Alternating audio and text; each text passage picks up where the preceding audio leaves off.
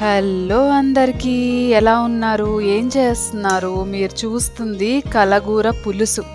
పులుసు అన్నాను కదా అని ఇంతలో చింతపండు అలాంటివేమీ యాడ్ చేయలేదు. అన్నీ ఆకుకూరలే. మీకు మామూలుగా ఎన్ని ఆకుకూరలు, ఎన్ని రకాల ఆకుకూరలు కొనగలిగితే అన్నీ. అవన్నీ తీసుకోండి. వీక్లీ వన్స్ ఒక్కసారి ఇలా ట్రై చేయండి. టేస్ట్‌కి టేస్ట్ అయితే యమ్మీ ఉంటది. దాంతో పాటు హెల్త్ కూడా సూపర్‌గా ఉంటుంది.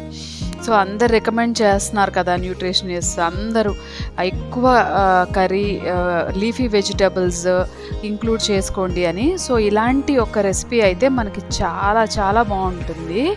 సో, దీనికోసం నేను తోటకూర, పాలకూర, చుక్కకూర, కొయ్య తోటకూర, ఇంట్లో మొలిచిన బచ్చల కూర, గోంగూర వీటన్నిటిని ఇంక్లూడ్ చేసుకున్నాను. శుభ్రంగా కడిగి వాటిని కట్ చేసి పక్కన పెట్టేశాను. దాంతోపాటు ఒక ఆనియన్ కూడా.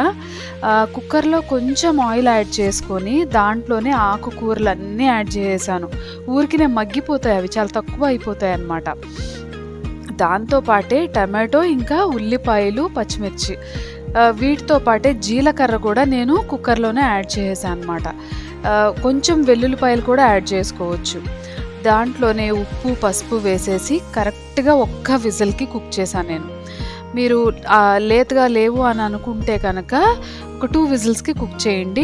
మర్చిపోకుండా పచ్చిశనగపప్పు 1 కప్పు యాడ్ చేయండి. ఓకే. ఈ మధ్యలో నాదైతే వీడియో మిస్ అయింది. నేను పోపు పెట్టేశాను. చక్కగా ఆయిల్లో గార్లిక్ వేసేసి పోపు పెట్టేశాను. సూపర్ టేస్టీగా ఉంది. సబ్స్క్రైబ్.